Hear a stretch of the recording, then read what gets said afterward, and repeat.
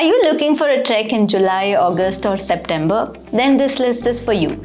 In this video, I'm putting together 8 of the best treks that you can do in these monsoon months, and I'm leaving aside the popular treks like Atsunta Pass, Valley of Flowers. Now these treks are very beautiful, but they've become very crowded over time, and that crowd takes away from the experience quite a bit.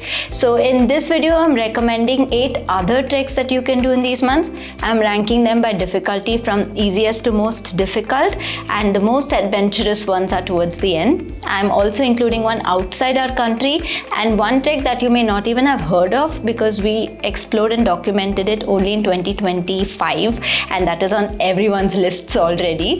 So this is a very nice list. I'm very happy with this list. I'm sure you will really like it too. So let's take a look.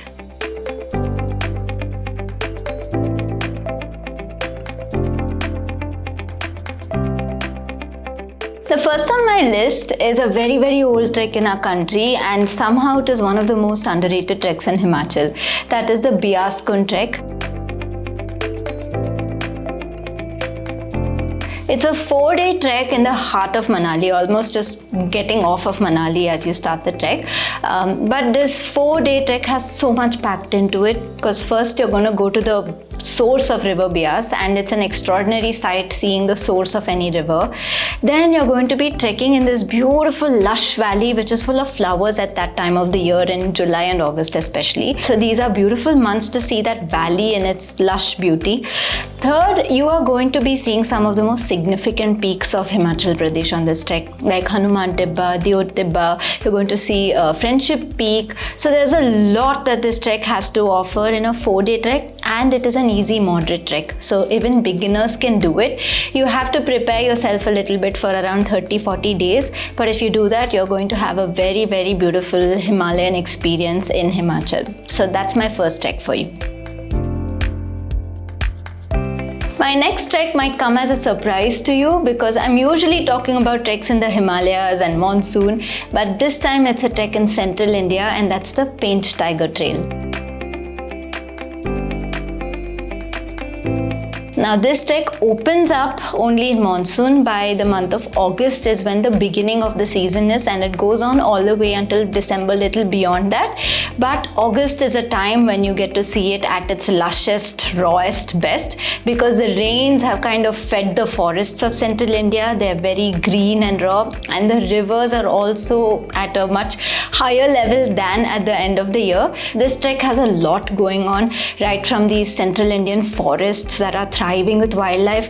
You're constantly seeing pug marks and scratch marks and all of these.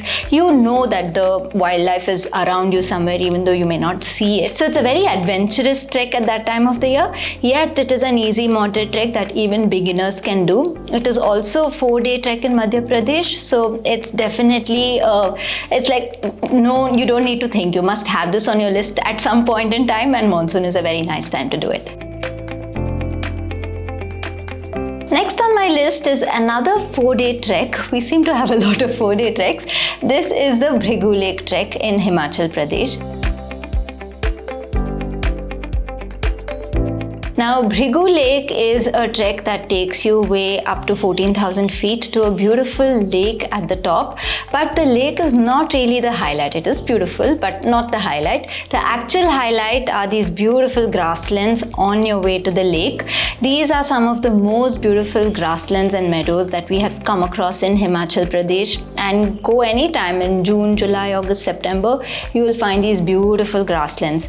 I'll admit it's a bit of a steep climb, so this is a moderate trek, not a very easy one. You are gaining quite a lot of altitude very quickly, and most of the way to the lake is an uphill climb, but it is incredibly rewarding. So I would highly recommend this. One other side benefit is there are no rivers on this trek. Now, if you know monsoon, a lot happens, a lot of inclement weather, rivers swell up. So on treks like Atsunta Pass or Beas Kund, there is a possibility of the river swelling up a lot. So Bhrigu Lake is always a safe trek where there are no rivers that can swell up. You're safe at any point in time on the trek. So it's a trek that we've always moved trekkers to in case the other treks, they cannot run. So Bhrigu Lake is a safe choice also in monsoon. So that is also one of the reasons I would recommend it.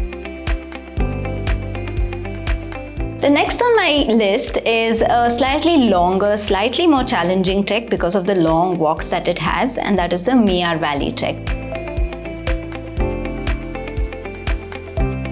Miyar Valley is on the rain shadow side of Himachal, which is across the Atal Tunnel in the Lahaul Valley. It's in the heart of Lahaul. And if you have heard of Lahaul in Spiti, you know that deserty landscape that it is known for. And that is what you see at Miyar Valley. Because right from day one, all the way deep inside the valley, you're seeing this beautiful vast valley with stunning colors all around you. You'll see the grasslands in front of you. Many times you'll see flowers. You'll see this river flowing by your side, and the beauty of it is long flat walks. So if you're the kind who just wants to keep walking endlessly, don't want too many climbs, too many descents, then this is that trek to do. It's just a delight for the eyes, so you can just absolutely go for it, but you need to prepare for it because the walks are long. So that is the Miyar Valley trek. Do take a look at the photo gallery on the website and you'll know exactly what I'm talking about. The next trek on my list is probably one of the most celebrated treks at Indiahikes, and that is the Bhrigu Pass trek.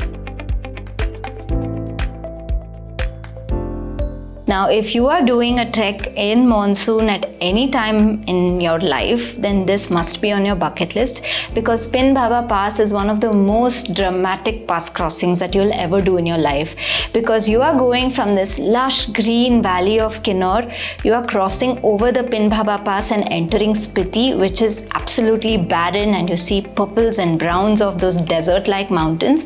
You are not ready for that kind of a dramatic change in landscape over the course of a few hours. So this is something that always leaves trekkers stunned. But in order to enjoy this trek, you definitely need to prepare, because there are moraine walks, there is a lot of scree on the trail where you feel like the trail's never ending, there are river crossings, and anything can happen with the weather at any time. So you definitely need to prepare for it, which is why it's a moderate difficult trek. But Bhrigu, if you do it, will definitely be on your top 3 treks forever. I can guarantee you that. The next trek on my list is something that has got the entire trekking community very excited, and that is the Chandrabhaga Glaciers trek. Now, this is a brand new trek that we just explored, documented in 2025, which is why not many people know about it, but in the inner trekking circles, everyone does, because this is one of those extreme altitude treks, climbing above 16,000 feet and hovering at that altitude throughout. But that is just one small part of it. On this trek, you're going to see some extraordinary sights, starting from the glaciers on the trek. That is why the name Chandrabhaga Glaciers, because you are going to be going to the mouth of the Chandra River and the glaciers that feed it. And it's not one glacier, it is a series of glaciers that come together to form the birth of the Chandra River, and you're going to be seeing that in front of your eyes, and that is an extraordinary setting to be in. It is these glaciers that also form the 2 beautiful lakes that you're actually climbing to, that is Kyaso and Gaso. These are the names of the lakes. These are also very high altitude glacial lakes that you're going to be witnessing. Very rare sight compared to any trek that you'll do. This has a lot of extraordinary things going on, but having said that, the risk of altitude sickness is very high on this trek, because you're starting from Baralachla, which is at around 16,000 feet, and you're going to be at that altitude throughout. So if your trek leader says you have a case of AMS on you and you have to get down, that will be the unfortunate reality, but that's a risk you have to be willing to take to experience this trek. That's the Chandrabhaga Glaciers trek. The next one is another extraordinary trek, because it's not even in India, it is in the country of Georgia, and that's the Atsunta Pass trek. Now, when you're traveling to another country, it's normal to travel to the most touristy places, soak in the country, but very rarely do you actually get to see the real culture of the country. And you get to see that on the Atsunta Pass trek in Georgia, because on the trek, very first 2-3 days, you're going to be camping in the heart of these mountain villages of Georgia and the Caucasus Mountains. And that experience is something you'll not find anywhere else. But that's the beginning of the trek. This is a trek that we call the flower bouquet trek, because if you go in July and August, you will see this entire stretch of these Caucasus mountains where we trek. It is covered in flowers, so much so that you just do this with your hand and you'll have a bouquet of flowers in your hand. That's why the flower bouquet name, and that's a very beautiful sight to see. But that's again one part of it. Beyond this, there is an adventure waiting, because you climb across the Atsunta Pass trek, and that is not an easy section either. You have a long walk to the pass and then descent from the pass. It's a day that will test your endurance. So this is not for anybody with weak legs, weak knees. You need to prepare yourself for at least 45 days to do this trek. If you do, I will tell you, this is one of the best ways to experience another country, and you must absolutely do it. The final trek on my list is one of the toughest in our entire list of Indiahikes treks, and also one of the highest non-technical summits of our country, and that is the Kanamo Peak trek. Climbing to 19,500 feet, this trek can really test your endurance, because you're climbing all the way from around 15,000 feet, where you go from Kaza to Kibber, and then you go finally up to the Kanamo base camp, and then to Kanamo. So it's a continuous ascent in a very desert-like landscape, but the rewards at the top of the summit are incredible, because you're going to be seeing some of the most incredible views of the entire Lahaul and Spiti region from the top.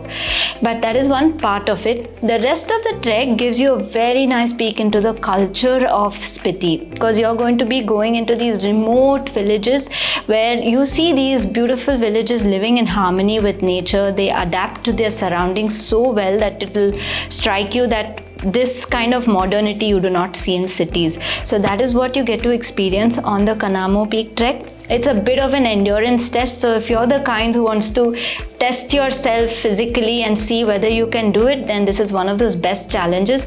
I'll say most people do such things with Everest Base Camp and Kilimanjaro, but do it right here in India, where we have this gorgeous summit that you can climb to in Spiti. That's the Kanamo Peak trek.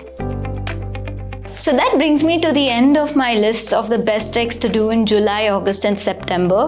It was a very varied list, I'm realizing towards the end of the video, but I hope it gives you this option of which trek to do in any of these months.